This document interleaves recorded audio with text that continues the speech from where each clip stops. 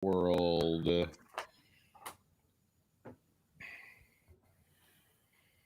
Good Lord.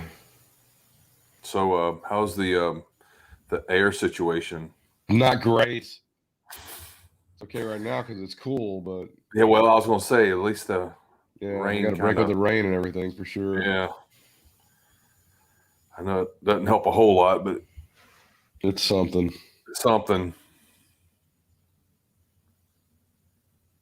Yeah, I tell you, dude, not much.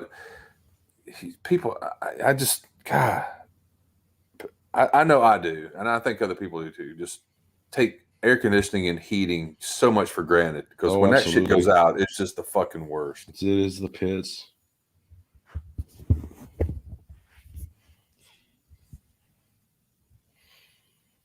I don't think I've told you yet, but I'm actually going to Dynamite next Wednesday. Oh, you're going to Dynamite? Dynamite. Really? That'll be fun. At Bojangles Arena? At Bojangles, the Bodge. Jeez, that'll be fun. Hope so. Bastard. Still sound congested too. I do? Yeah. Yeah, I'm a little congested. I'm working it out though. It's about gone.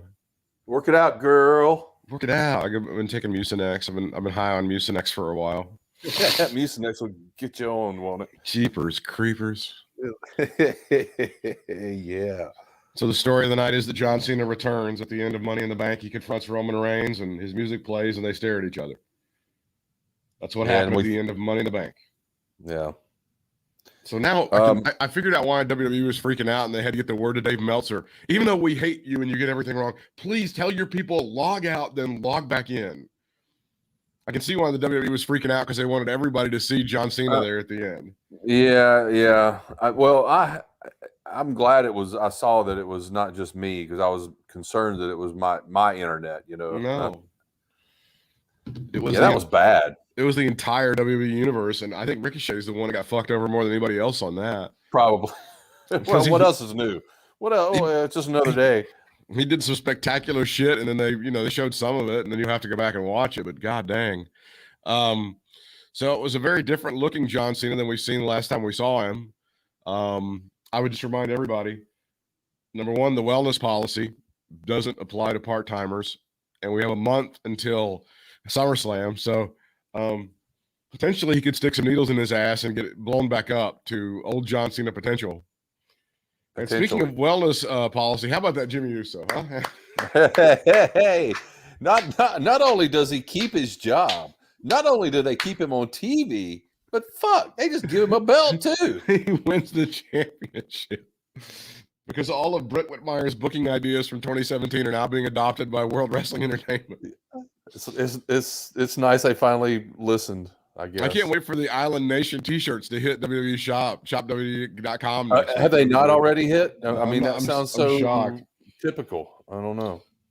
The crowd. Well, supposedly I'm not trying to, jump a year ahead of here, but supposedly they're working toward a Roman Reigns Rock WrestleMania. So I don't know if that's really true or not, but I've seen that on a couple of different places. So it's just interesting that they're going from Cena, if they are actually doing that, to if that's what they're doing. I mean, I can't even imagine the kind of money that Dwayne would have to command for that. I mean, how many more people are going to have to be fired so they can afford Dwayne to come back for one WrestleMania?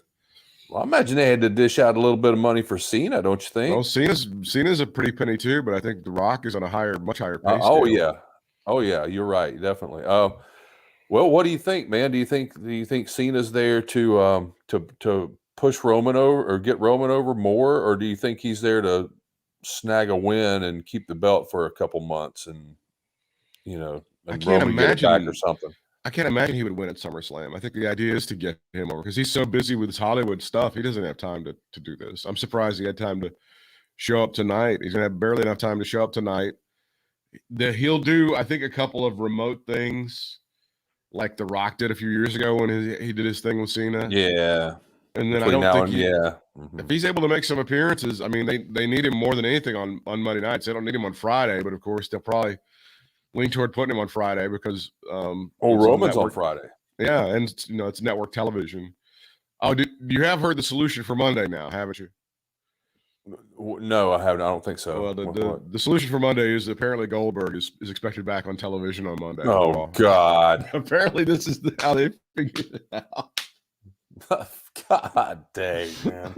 So he's the remedy for Bobby Lashley. So he's the babyface solution for Bobby Lashley. So Tony Khan, I'll take your 48-year-old signing of Christian Cage and I'll up you to a 60-year-old Goldberg. I'll take Christian Cage any day, dude. Oh, I'm sorry. God. Any day. Oh my God, that is some funny shit. That apparently is what's Why, going on, man? Oh my God. I know I shouldn't ask. I know it's rhetorical, but God. I may have to watch it next week to compare see if Raw or Impact is the worst show. I may have to look. Impact again wasn't too bad this past week. It was okay. I mean, I've seen a whole lot worse. We'll go over the results on Slammiversary. Yeah. It looked like a pretty interesting show, but Money in the Bank was pretty interesting, and the fact that they brought Cena out at the very end, and they had all of the glitches with Peacock begging Dave Meltzer, who they allegedly hate, to go in and tell his people to log out, log back in, delete the app, bring it back on, shove it up your ass, polish it off, do all that stuff. Yeah, well, for what it's worth, it did work when I saw that. To log out and log back in. And of course they teased with some social media of Becky being back on the show. Well, she teased herself. That tweet. That's right, and all sorts of Instagram and Twitter and everything. Yeah, I didn't see Instagram, but I saw Twitter. Quick quiz: who is the number one star in World Wrestling Entertainment right now? Oh, that would be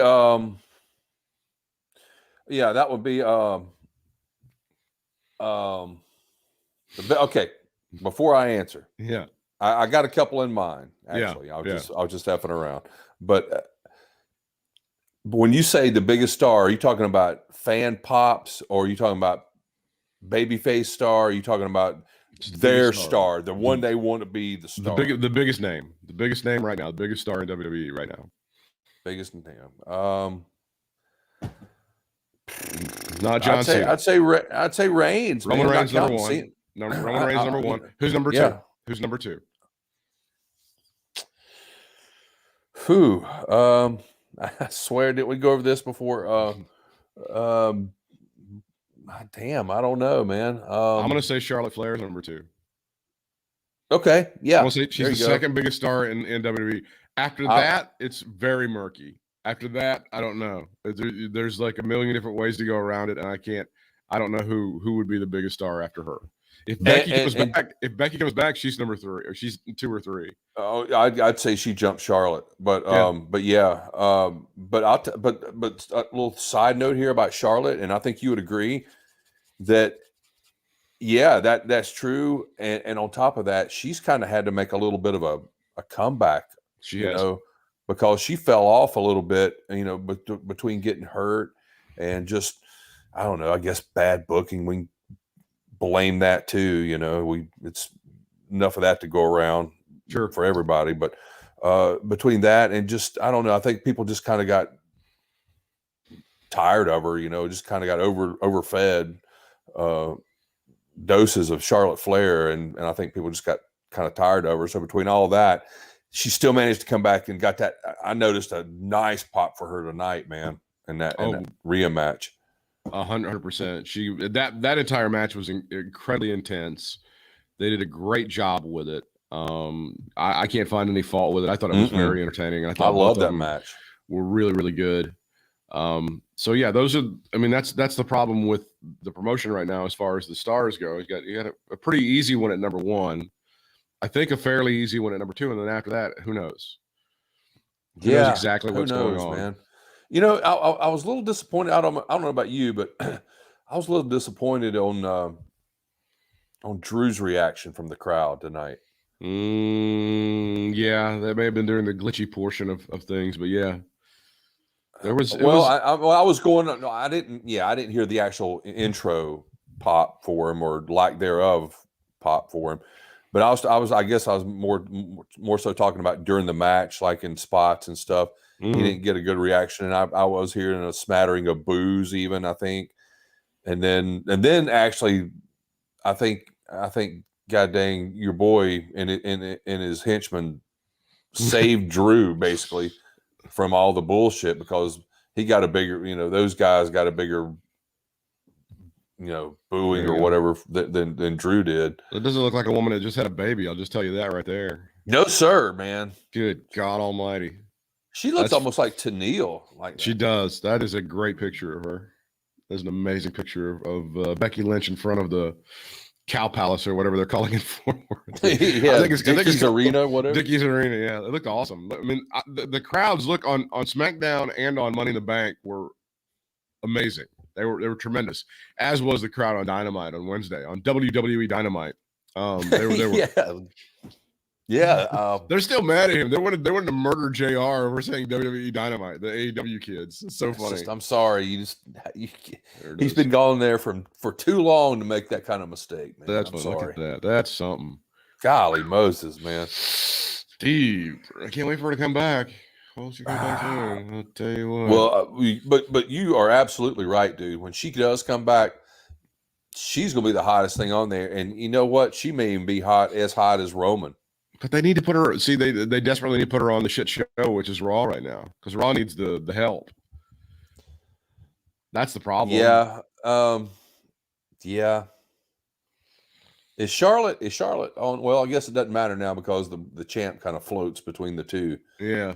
So yeah, they definitely need her on Raw, but I bet she'll go to SmackDown. I would say, as much as anything they can do to bolster up Raw right now, they need to, because that show is just the absolute drizzling shits. Dude, man, is no bueno at the moment. I'm telling. I mean, last week I thought we kind of proved it. I thought, and I'll do it again. I think Impact and Raw are on about the same level. Honestly, they are now, and you're talking about content wise, right? Like absolutely.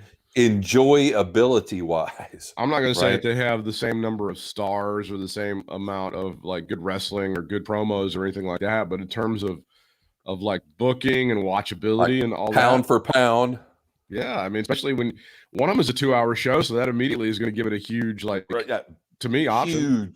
Huge. So do I dare ask? Is there any chance now that with everything, just everything from the pandemic, just everything, is there any chance now that Raw goes to 2 hours? Oh no, genie's out of the bottle on that one. There's no way. There's no way. It can't be done. I just don't see how it's going to do. I mean, I don't know. Maybe so. We're on the road to hell with that thing, pal. We can't get off of that one. We can't do that one at all. Money in the Bank did start with a kickoff show, and your pregame match was Jimmy and Jey Uso against Rey and Dominic Mysterio, 11 minutes and 26 seconds. And yes, despite the fact that he blew a 20.5 10 days ago, Jimmy Uso is now one half of the tag team champions. And it was Jimmy who actually pinned Rey Mysterio to win the championship. Not only did he keep his job, not only does he still get TV time, not only does he get a belt, he gets the pin. That's the greatest. I don't even know how you justify it, or even I don't understand. What kind of bullshit are they feeding the office on that one? Like, oh no, the lawyer tells me we can get out of this. No, the lawyer says it's just bullshit. We're going to beat it just like we did 2 years ago. Oh man, well they do like the good old days over there. So this is like the good old days of when people get fucking bullshit and Vince with a briefcase full of money headed down to Pensacola. There you go. You're telling me? There you go. Holy shit! I can't even imagine. Storylines are important, bro. Come on now. Well, I know this is what they wanted, and I know it's like it must have been so important to them. They're like, we can't deviate. We just cannot deviate. There's just no way. All right. Storyline's too deep. That's too hard for those writers to switch up and do some shit like that. If some emergency were to happen, God forbid he actually breaks his leg or something, they actually have to do something like that, Oh man, those writers, they were going to keep the title on Chris Benoit for another 6 weeks, but they had to kind of back out of that. That was the sad part. Had to talk them down. Yeah. Why can't we do Nancy in the mixed tag? Oh, we can't? Oh, okay. Sorry. I thought we were good for that. I didn't realize. The match itself was, I thought, very good. I thought the Usos can't have a bad match. Just don't let the motherfucker drive. I think is the key to the whole thing. That's it, man. Hey, innocent until proven guilty, pal. That's Whatever. Whatever. Women's Money in the Bank match, 15 minutes 46 seconds. Were you surprised that Nikki Ash was your winner in this one? I was very surprised. I was a little surprised, I guess. Yeah, I have to say. I don't know if it's a good surprise or a bad surprise. I really haven't. I don't know, dude. I haven't really made my mind up about her yet. Have you? She's changed her physique a lot. She's lost a ton of weight. Oh, yeah. Oh, for real. Yeah. Yeah. She's really done a good job. Purely talking about that. Yeah. She looks fantastic. And she's as good as she ever was in the ring. I'm not knocking any of that. I'm just talking gimmick wise. I just think it's still silly. But, again, maybe it's not trying to appeal to me. So, okay. Brian's favorite spot was when Alexa Bliss climbed up the ladder and hypnotized Zelina Vega and made her crawl back down the ladder. Yeah, there were visions of Impact dancing in my head. That's some funny shit. She was hypnotized. She was hypnotized. She was hypnotized, and she had to back down the ladder very slowly. It was very funny. Is Zelina the natural enemy of Alexa Bliss? Is that what is correct? That is absolutely the natural enemy of Alexa. That's funny. Vega was lying face first on a ladder platform, and Naomi powerbombed Morgan on top of her. Naomi managed to hit a double stunner on Natty and Tamina. Some good spots from Natty in this one. And some good spots from Naomi on this one, too. Well, this is going to sound very misogynistic. I'm just going to preface it out there. But just going to put it out there. But despite the whole me not getting the Alexa thing, man, she looked fantastic tonight. Oh, I'm just going to say when she dropped that damn skirt or whatever and had this is the other they might be on. They might be sneaking back into hot Alexa. They might be getting away from this and getting this back into hot Alexa. I don't know, dude. When they showed those pictures of hot Alexa from back when she won, that was man, stupid hot. I just missed that. Just stupid hot, that girl. Oh my god. Backstage, Usos celebrated. Roman Reigns said he was happy for them. They offered him the title belts and said, "For you," but he told them, "Hold on to them for me." He advised them that winning the titles was the easy part. He told Jay that he's the reason he was there. Then looked at Jimmy and said, "And you," but didn't follow up. I don't know what that means. A few people chucked. I heard that. I heard that. Laughing when he said that. Like it was an inside deal, Right. Jay and Jimmy's took turns sucking up to Reigns. He told them he was proud of them. There was some brief boring chants as Roman Reigns spoke to the Usos as well. I can't figure out. I don't know what happened on Friday, but tonight, do you think Roman was being booed? I think it was a mix of boos and cheers. I didn't. What was it like? Did you see that when he came in for the entrance? Because I took Stanley out right after the Money in the Bank, the dudes match. I was trying to appreciate that, and I couldn't tell if it was mostly, but it felt like just about a 50-50 mixture of booze and 50-50, yeah. That seems like what it was when in the last Hell in a Cell, I guess. And I could be completely wrong about that, but that's what it felt like to me. That's what it seemed like during the match too, really. Before the upcoming match, they decided to replay some footage from last year of the Viking Raiders and Street Profits doing their competitions, such as bowling, basketball, and axe throwing. Yeah, I remember it well. This one I do too. Excuse me. This one I did not see much of. AJ Styles and almost defeating the Viking Raiders to retain the Raw Tag Team Championship. I did see the criticism from Brad Stutz, super manager and commentator to the Stars, and also Booker to the Stars, that he would not have let them get that much offense in against Omos. That was his criticism of the match.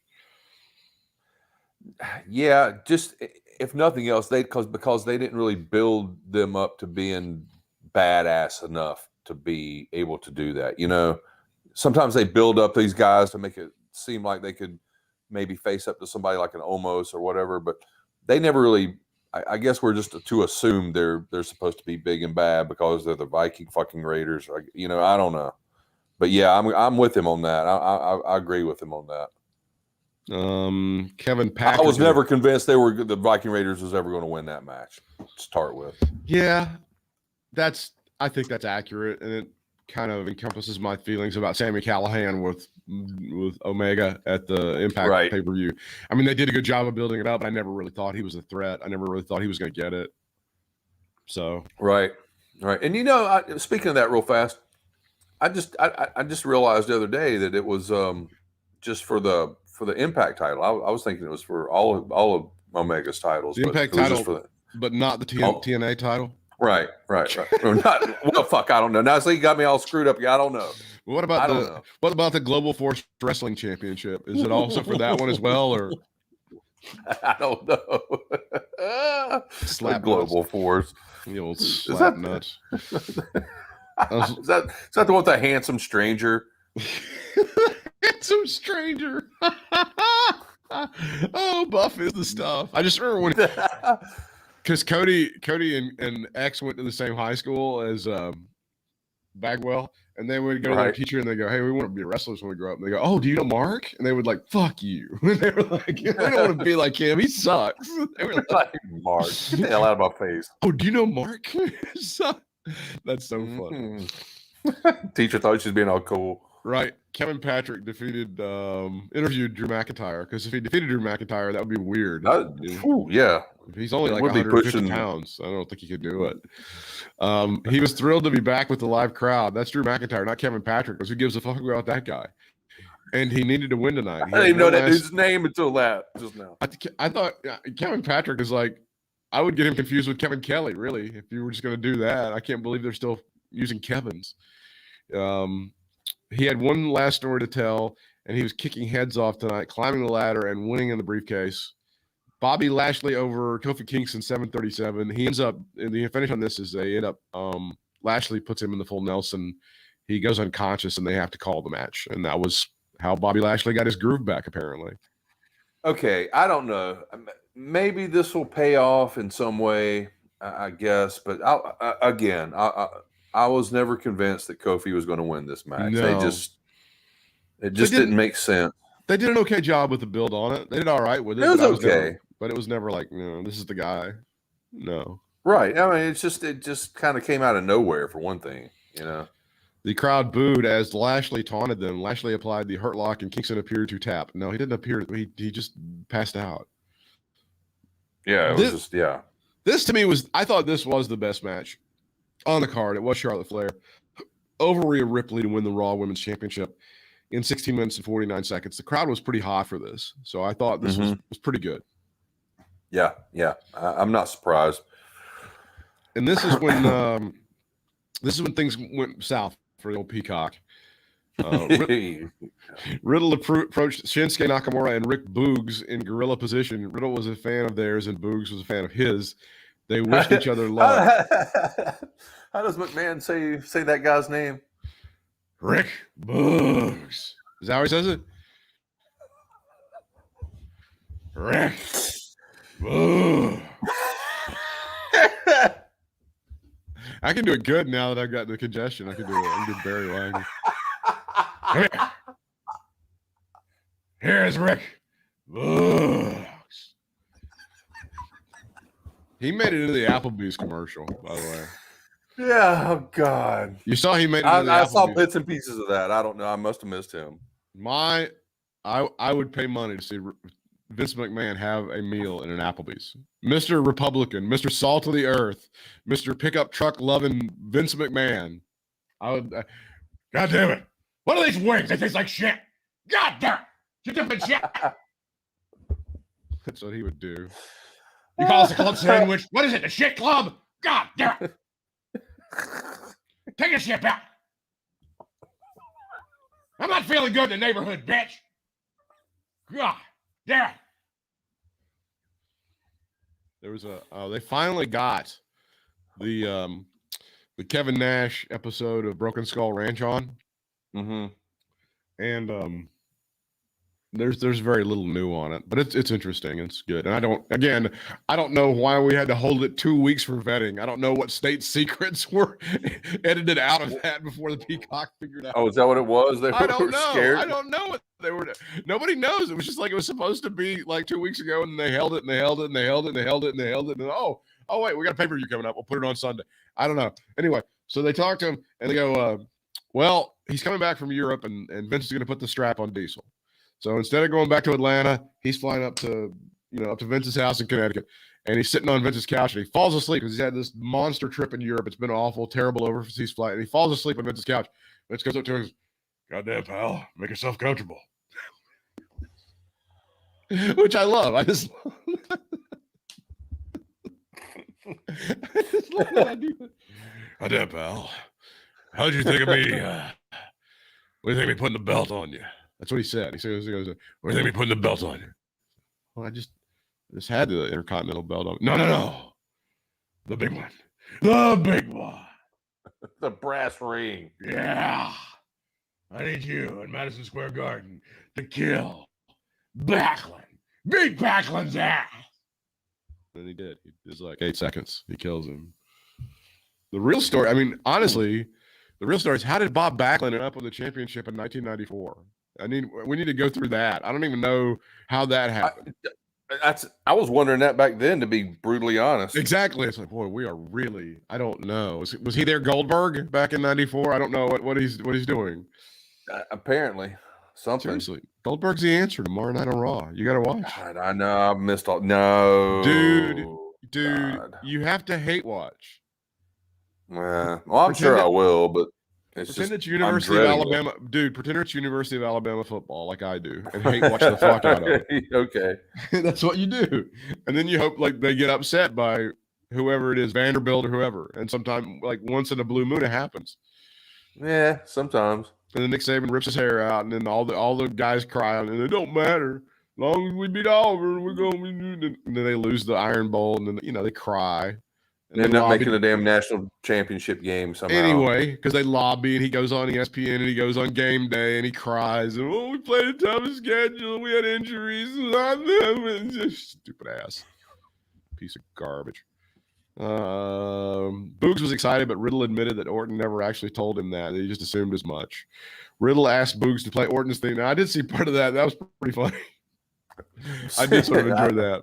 I didn't. Man, all that stuff was jumping around. I didn't see shit on that.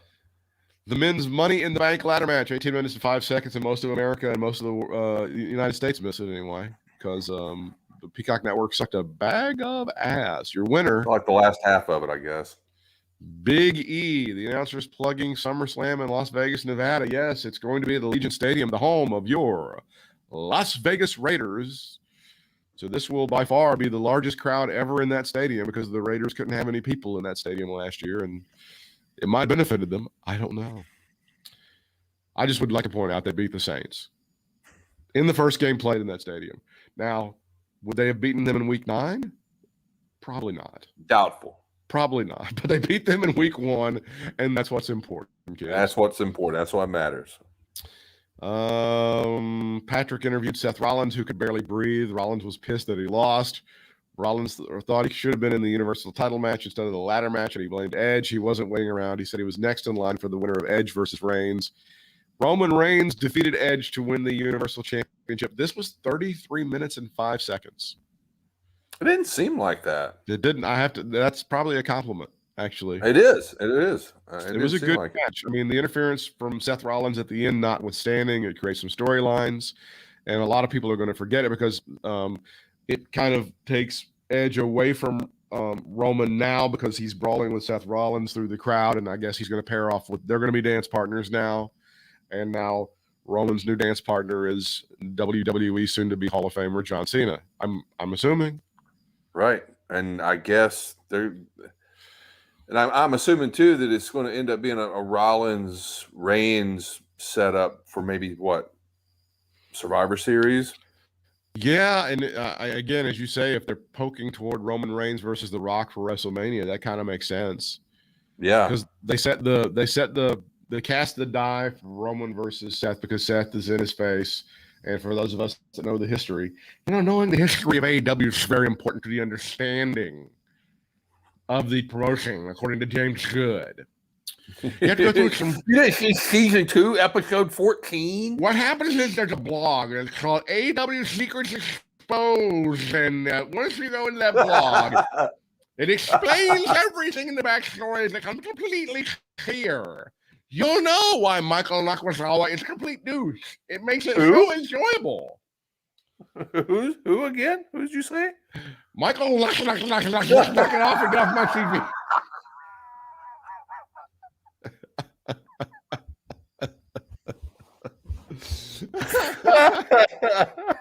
I'm sorry, it's still funny. I don't give a shit. It's just it'll never not be funny. I mean, it's just one of those things. Michael, knock it off and get off my TV. Oh, they keep using it for no reason at all. It can't work worth a fuck. He takes a decent bump, but Jesus Christ, I don't know. They just like saying his name. That's what it is. Well, I guess that's what it is. That's the whole situation. So John Cena comes in at the end. He confronts Roman Reigns. He looks very different again than the last time that we saw him. And like I said, there's enough time to get some steroids in that ass and get him pumped up and blown up before SummerSlam. So again, the wellness policy does not apply to part-timers. And it apparently I can read the contract. Yes, it doesn't apply to Samoans. So we have some sort of loopholes in that whole situation, right? That's always some loopholes. Always a sort of loophole. Now, if I can get to my Slammiversary results, most important for you and me is that Chelsea Green is now on Impact. That was very interesting. I like that. Good to see her back teaming with Matt Cardona. Yeah, it was it was so funny with them because she was in Impact for so long, and then he was in WWE for so long, and then she gets to NXT, and like a month or so later, he gets let go, and so she's in WWE and he's not, and then she gets let go, and so they both end up in Impact. So it's kind of weird the way all that went for them. All right, Knockouts Tag Team Championship match: Fire and Flava versus Decay. Havoc and Rosemary. I can't believe Havoc and Rosemary still have jobs. They defeated Fire and Flava, and they are the new champions. I had no idea there was Fire and Flava in there. This grade gets a C from Bleacher Report. Ultimate X for the X Division Championship. Petey Williams is still in this promotion. That's amazing, right? I didn't say Amazing Red. I say amazing, right? Yeah, I think Petey Williams, as long as Scott D'Amore has some hand in hiring people, it seems as Petey Williams will always have a job. And I'm not being super critical, but Petey Williams was kind of a one-trick pony. Honestly, I like the guy. I like the move, but it's kind of a one. That's it. Once you've seen that, that's it. Yeah, and that was definitely his signature move. But see, so many people have copied that since all that back in the day when he was in his first go around with him. That it just doesn't have the flavor anymore, man. I mean, it's a badass move, but it's like it's not as it's not a eye opener, a gawker kind of thing anymore. It's almost like if Cameron Grimes could only do that crossbody rollover thing that he does, right? Which I can never figure out how. I've seen it 5 feet away from it, and I can't figure out how he does it. But if that was like the only thing that he had, that he would be Petey Williams. But he's got like way more than that. And he can cut promos and do all kind of shit. So. And he doesn't even do that in every match. No, he doesn't. He does save it for the big ones most of the time. Let's see. Trey Miguel, Ace Austin, Petey Williams, Rohit Raju, Chris Bay, and Josh Alexander. Your winner is Josh Alexander. It's a B+ match according to the folks at Bleacher Report. Mixed match title. Here we go. Brian Myers and Tennille Dashwood. Well, did you enjoy your cameo? I did, man. Yeah, that's lovely. Now, let me ask you. There was just a clip. It looks like she was cut off. Is there a way? I've got the whole thing I can send to you. Okay, good. I thought you get the whole thing, but I'll send the whole thing to you. She's okay. Yes, she wished Bryant a happy birthday. Is what she did. And, see, I was thinking that's what it was, but I didn't hear that part. But that's awesome, dude. She was kind enough to lie and say that she remembered talking to us in Winston-Salem, which was nice. That was really good of her to fake that. I'll play. Yeah. No, but she's a lovely, lovely girl. She really is. She is. Thank you, man. That was really cool. This is the second time that I've actually used Cameo, and both times it's been very satisfactory. Hi, Britt. Hi, Brian. I hope you guys are well. It's awesome to hear from you again. I definitely remember our conversation about Ring of Honor and you guys being there, and like it being one of like the coolest moments in wrestling for me. So, yeah, good. Hi, Britt. Oh, there, that's the end. Oh, that's worse. Okay, I'll share the whole thing with you. Okay, yeah. It was not. Yeah, she does eventually wish you a happy birthday for sure. Yeah. Okay, sweet. That is So awesome, man. Book her on Cameo. She's a lovely, lovely girl. So, is it safe to say we are her pals now? Are we pals with Tennille? Yeah. Just like we're pals with Danielle. Is she going to be at WrestleCade? Has she been booked for WrestleCade yet? I haven't seen. I would assume she's going to just run to us and hug us when she sees us. There you are. There. It was Chelsea Green and Matt Cardona defeating Dashwood and Myers. It is a C+, according to our friends at the Bleacher Report. Tennille's my real name. The ageless Eddie Edwards against W. Morrissey. Was our next matchup. Morrissey, that name just cracks me up. It does. Morrissey defeats Edwards. It's a C+. The return of Finjuice. I noticed that. Yeah, I thought there you go. That. Finley and Juice getting together, defeating Fulton and Shera. It's a C grade, according to this. These are not good grades. No, I noticed. Saban against Moose. It's Saban over Moose in this one. It's an upset victory with a roll-up. It's a B-, according to our friends at Bleacher Report. Wow. The fatal four-way for the Impact Tag Team Championships. Let's see. Who do we have? TJP was ruled out. This had a surprise in there, I think. It did. No Way Jose is now No Way. No way. It's him. God damn it. He can't do that. That's like a McMahon move. Yes. We copyrighted No Way. Son of a bitch. Fall Out Bob's teammate was No Way. Not No Way Jose, who used to call himself, what did he call himself over in CWF Mid-Atlantic? I can't remember his name. Oh, Manny something. It was Manny something. Yes, Manny, He's big feller. The Good Brothers, Willie Mack and Rich Swann teaming up, and Violent by Design's Rhino and Joe Doring. And I don't mind Violent by Design. I think that faction is good. It's the Good Brothers. A pretty big dude, man. He reminds me of a Stan Hansen or something. Oh yeah, big ass feller. Oh, I like that. Yeah, I like his look. I really do. He does. He is. You're right on with that Stan Hansen comp. The way he stares people down and shit is pretty cool. And that mustache and that hat and all that shit. Who was the guy in ROH who was the last real man or the last real wrestler? That's Silas, my boy Silas. He kind of reminds me a little bit of Silas. Silas going on there too.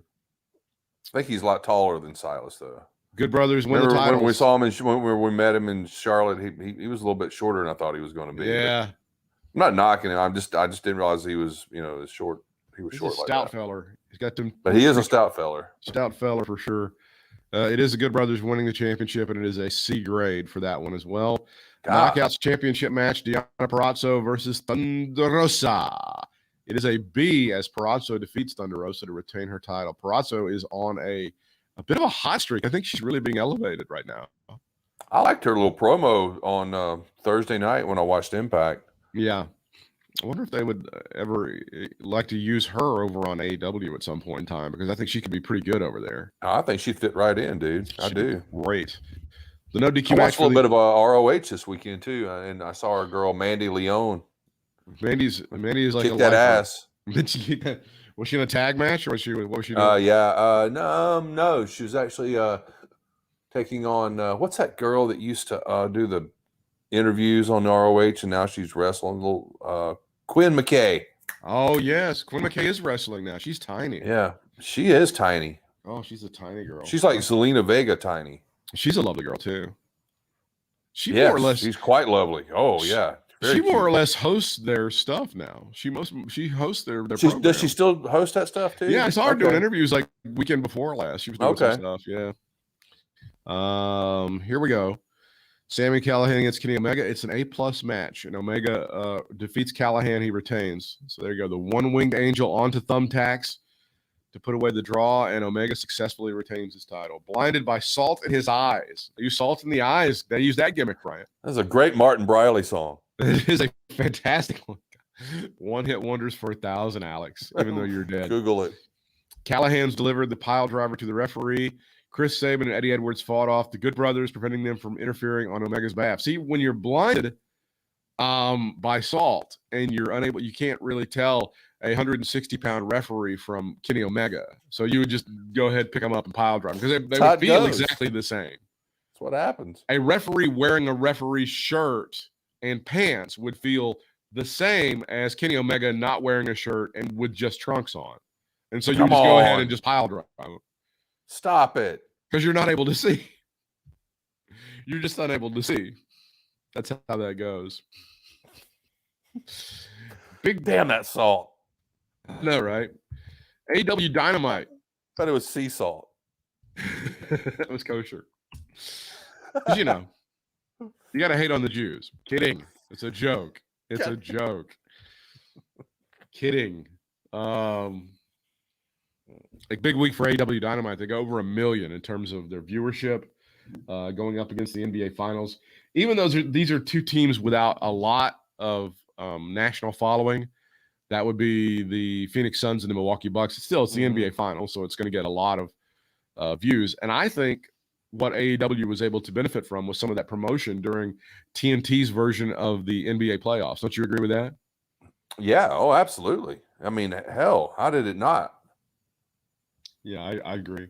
And before we do that, let me take a quick break. I'll be right back, and we'll continue with AEW Dynamite results. Smoke them if you got back after this, everybody.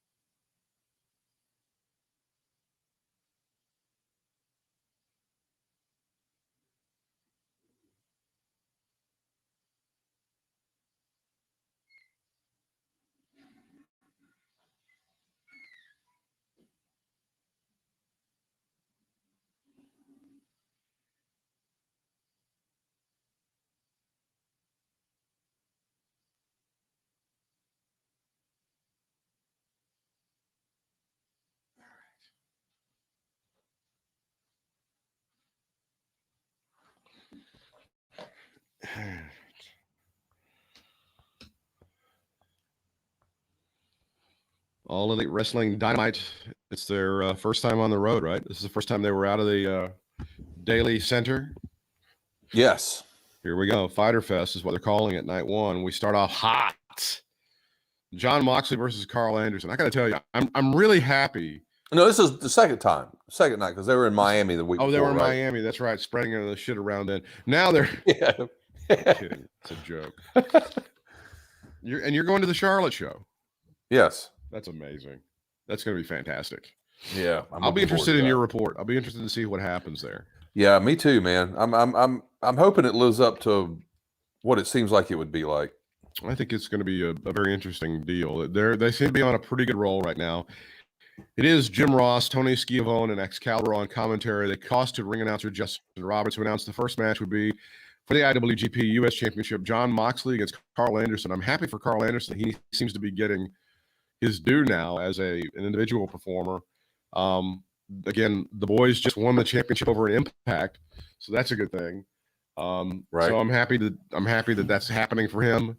John Moxley defeats Carl Anderson. He retains his IWGP US Championship. After the match, Moxley celebrated on top of the ropes and played with the crowd. JR announced the main event would be Page versus Allen. Wheeler Yuta will face Sami. Who the fuck is Wheeler Yuta? Did I miss that? I don't know. God, they just put these names out there. Against Sammy Guevara. I'm sure Excalibur will give you a good explanation of it. Sure. Yuka Sakazaki will face Penelope Ford, and Hangman Page will be interviewed backstage. Lance Archer challenged John Moxley to a Texas death match for the IWGP US Championship in Dallas next week. Brian Cage versus Ricky Starks is up next. Backstage, Andrade El Idolo was interviewed by I wish he was entered by somebody. By Alex Abrahantes. He explained that Andrade has the go-ahead from Tony Khan to win championship. So have we given up on Vicky trying to get him over? Apparently. That's what plan C. Are we at plan C now? Is that where we are? That's what it seems like. I guess. It was a little odd, but yeah. He explained that Andrade has the go-ahead from Tony Khan to win championships anywhere he wants to. El Idolo asked Abrahantes where the Death Triangle was and told him to pass along a message. He was looking for them. Ooh. Oh. As Nash and Hall used to say, whatever. In the arena, Ricky Starks made his entrance with Will Hobbs and Hook were at ringside already. Brian Cage followed with his entrance. The match was for the FTW title, which has been, as Taz understood and announced, has never been recognized by any promotion. It is Ricky Starks and Brian Cage. And Ricky Starks, absolute Ricky Starks defeats Brian Cage 952. He is the winner of the unrecognized FTW title. Unbelievable. That was after Powerhouse Hobbs nailed Brian Cage. Quite a bit of interference. All of the Team Taz members celebrated Taz, and the announcer said they screwed Cage out of the title. Hobbs chuckled, and Taz ran down to the ring to celebrate with the rest of the crew. The announcement team recapped Malachi Black's introduction. Cody Rhodes ran out, grabbed a headset, and he was pissed. He says, "You do not kill a 62-year-old man. You do not do that." Cody demanded Tommy or Malachi Black come down to the ring. Black appeared on the screen, told a story about a man who had to put down his prized horse because it wasn't there anymore. He likened Cody to the horse and said when he looked in his eyes last week, he saw the same thing. Cody demanded he come down and get a better look. Black said he hoped he'd say that. The lights dimmed. Malachi Black in the ring. They had a brief brawl and were separated by referees and a bunch of security, and they were upset. Tully Blanchard, walking backstage, was asked about attacking Conan last week. He said it wasn't a cheap shot. He had to take care of business. He walked up on Santana and Ortiz, who was brave for walking around alone backstage. Ortiz grabbed Tully, and Santana proceeded crowbar. He tapped Tully with it and said it was fake, but next time it wouldn't be. Santana told him to get his boys because they respect their elders. Tully said he would just wait. In the ring, Tony Schiavone brings out, I got to say, do you agree with me? Hangman Page, number one babyface in AEW right now. Yeah, I still think Mox gets a lot of pops, but I'll tell you what. But Hangman, yeah. Which if it's Hangman and then it's Mox, does that make Cody the number 3 babyface in the company right now? You know, you could even argue he's even lower than that. I know. That's the sad thing. I mean, is that by design or? I don't think it's by design. I think that there. You don't think QT Marshall was going to push Cody over the edge here? I don't. I think they fucked up and they found this guy like completely minimized. But you know what I noticed? I have noticed something the last couple of weeks about Hangman Page, and I hate to be Mr. Critical here, Yeah. but I think one thing that might hurt him, hopefully it won't, but I just noticed his mic work still isn't all that great. I mean, it's okay, but he's definitely not Stone Cold Steve Austin or anything, you know. No, he's not as good a promo as Cody or Mox. He's not as good as either one of those guys are, for sure. No. And you know, even Ricky Starks can. Ricky Starks is amazing. Ricky Starks is fucking that guy's money all day long. All day long. Don Callis interrupting Hangman Page. Callis said Cowboy was talking in Texas, but they told him that he was talking, but in Texas they call that all hat and no cattle. The entire elite walked out. They told him repeatedly that he wasn't that guy.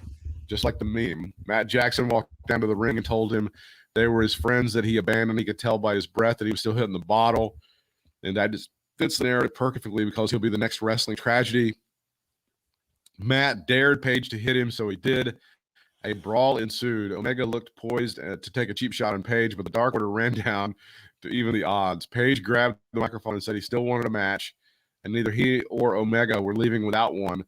Omega proposed a match between his guys and Page and the Dark Order, elimination style, 5-on-5. It's like the dumbest thing they could possibly propose, right? It's like the dumbest thing.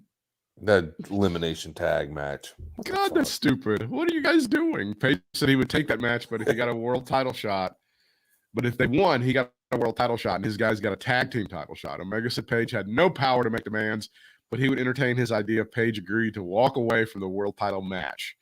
Omega then said, you miss 100% of the shots you don't take, but you don't fail either. And that is what Page is really afraid of. The crowd started chanting cowboy shit. Omega said he would take pleasure in turning down those chants into belt collector. Page said the Dark Order doesn't back down from a fight, so they're on. The idea that, like, Hangman Page's backup should be the Dark Order. Like, the comedy faction is just... I don't understand that. Yeah, I'm not really buying that either.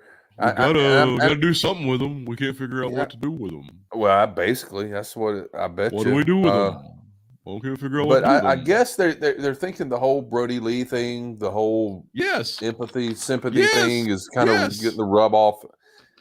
And I guess, I mean, why else would it be? I don't think that dog hunts anymore, pal. I think you got all the mileage you could wring out of that thing. I think that's it. It's over. Done. Dunzo. Finito burrito.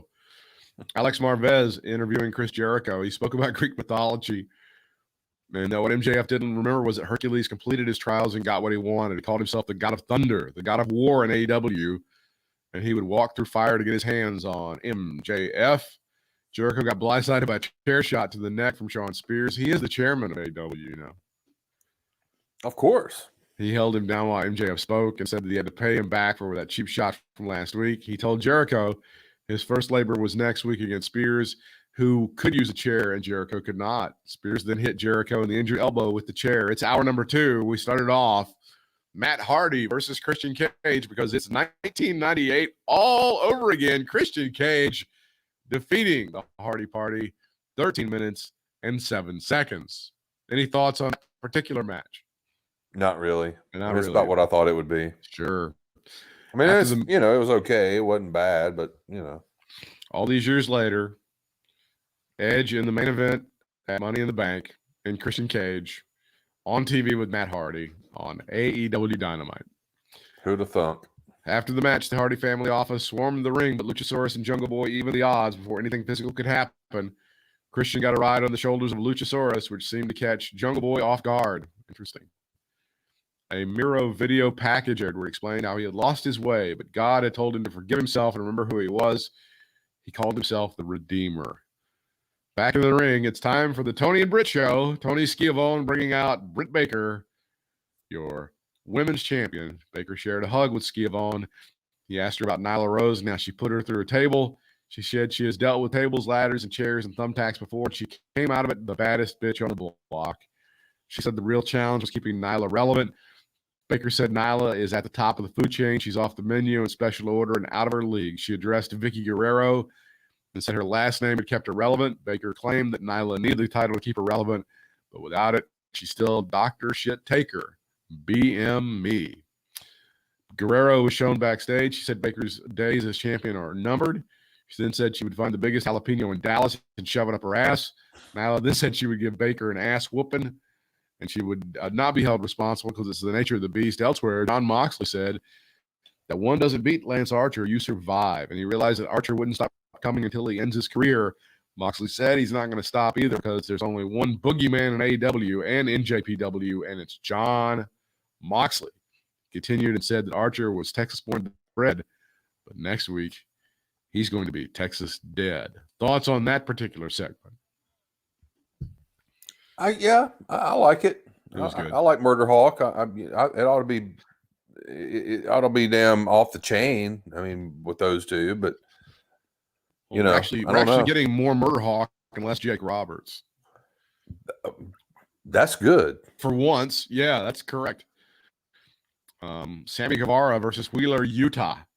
Sammy sent Wheeler to the floor early and taunted him, and Wheeler landed a back elbow, but Sammy suddenly and quickly replied with a power slam. Sammy went up top for a moonsault, but Yuta got out of the way, landed on his feet. The end of it is Sammy Guevara over Wheeler Yuta. It's 4 minutes and 33 seconds. Any thoughts on that one? I'm glad it was only 4 minutes and 33 seconds. That's correct. That was the correct time for that match. Afterwards, Tony interviewing QT Marshall, who immediately questioned Schiavone's attitude and said he hadn't been buried by the golden shovel, Cody. QT then grabbed a drink bottle and dumped out what looked like a smoothie on Tony's head. Penelope Ford making her entrance, followed by Yuka Sakazaki. This was interrupted by a commercial, and Yuka Sakazaki defeats Penelope Ford at 6:45. The girlfriend independently a few weeks ago did say she didn't like when matches were interrupted by commercials. Just independently. You know, I just don't think that it just upsets the flow in general of anybody that watches anything like that. I mean, don't you think about it's like if you're watching, pick a sport, you know, basketball. If they just damn went to a commercial in the middle of the damn game, you know, without it being a timeout. It's true. But no, we got picture, so it's fine. No, it's not. No, it's not fine. Darby Allin against Ethan Page. It's a coffin match because those are good. Can't get enough of those. 15 minutes and 22 seconds of our lives were lost, and Darby Allin did defeat Ethan Page. Let me ask you something real fast about the girl. Did you say she didn't like it when they interrupted it with a commercial, or the picture-in-picture, or both? Just didn't like it at all. Just didn't like it at all. Yeah, the picture-in-picture thing doesn't work for her. It's not. Okay, good, because I don't like it either. There you go. Anything about the Allen and All Ego Ethan Page match? You know, the match itself was okay. I mean, the whole coffin thing was just stupid. You know, whatever, stupid, ridiculous. But, you know, I think those guys are good. After the match, Darby celebrates briefly, then adjusted the casket before going on top and landing a coffin drop through the coffin. Page appeared to have slid to one side. That was off the chain. You like that? Yeah, that was pretty badass. And for that effort, they got over 1 million viewers. The whole show though was just me. I don't know. It wasn't that great. Hopefully they can keep their momentum. I think the crowds are definitely firing up these performers. I thought on SmackDown especially, those guys were really that opening tag match. I thought those guys were really fired up by that crowd. Oh, they were pumped up for sure. Yeah. You could tell they had to kind of like control their energy, but man, they were going with it. And Edge was like really on fire on Money in the Bank when he came out. He was really getting a lot of energy from the crowd for sure. See, I like I said, I missed that him and Roman's entrance on that, but I guess that's good. I mean, I didn't really know what to expect with Edge because you just never know with some of these older guys like that. With today's crowd, you don't really know what to. Because you got guys like me and you who kind of were in, I guess, the wheelhouse for Edge's fans, I guess, back in the day. Probably. And I think you and I are pretty much the same on Edge. You know, we're just like, yeah, I like him, but it's like I'm not like, yeah, gung ho Edge. You know? Exactly. And I think a lot of these younger people they kind of know who he is, but he's nothing. He's not like Stone Cold or somebody like, you know, just that everybody knows wrestling fans or not. So I don't know. That being said, if you say that he got a big pop, I think that's a good sign though. I think it is for Edge for sure. This is some of the news and notes from Wrestling Observer on SmackDown. When they were pushing next week's show, they billed it as from a sold-out arena in Cleveland as well as the Rolling Loud Music Festival in Miami. The reality is that Cleveland is nowhere close to being sold out, and they have many sections unopened. It's not likely it's going to be a bad house for it's not selling out legit. I was surprised that the place. What did you think of SmackDown? You thought the place didn't look quite as full as it could have? It was hard to tell because of the way they jump around with the camera shots, I guess I could have maybe went back and freeze framed it, but when they were jumping around a few times, it did look like there was a lot of empty seats, like on the side, like up in the lower level and the back part of the lower level, and in the upper level too, just scattered around. It didn't look like every seat was filled. By I would be shocked if there wasn't a lot of paper. Feels like there was a lot of paper in there, and it feels like there's going to have to be a lot of paper for some of these TV deals in order to get them kind of back up. And I don't know when back to normal is going to be, if they're ever going to sell house shows like they ever did or whatever. But I feel like they're going to have to paper a lot of those houses to make it look good for TV. Yeah, and that's kind of sad, really. I mean, it's not like I'm not saying I feel sorry for WWE or anything, but it's sad just in the fact of it, just for wrestling's sake, I guess. It is, because I remember when you couldn't find a ticket to the TV tapings. Sure. Now the house shows were different, but absolutely, anytime WWE came around and there was a TV taping of SmackDown or Raw, man, forget about it. Well, TVs and pay-per-views were always a big deal, and pay-per-views for sure. Yeah. After the sellout in Houston and at the show, WWE smartly already had tickets ready for purchase for the return on 10/25. That is October the 25th. That's going to be a live Raw. The story on NXT UK brand expanding into the Philippines. There have been some rumors about SummerSlam being moved up to 7 o'clock so they can get another hour into the show with the 11 o'clock card out because of the Pacquiao fight. Officials have said the main card is still scheduled for 8 o'clock Eastern time. Of course, that's Las Vegas time of 5 o'clock. WWE should be announcing a new location for the 9/17 SmackDown show, which was to be in Atlanta, was canceled on Friday after about 1,700 tickets were moved. I'm Jim Hurd. WWE announced that it just made sense to swap some dates and the new location should be announced. It just made sense. It's not the tickets were, we just had location thing. It's geography. It was geography. That's what made us do it. So they're trying to cover up the fact basically that Atlanta didn't sell. They weren't selling tickets. Yeah. Damn. Yeah.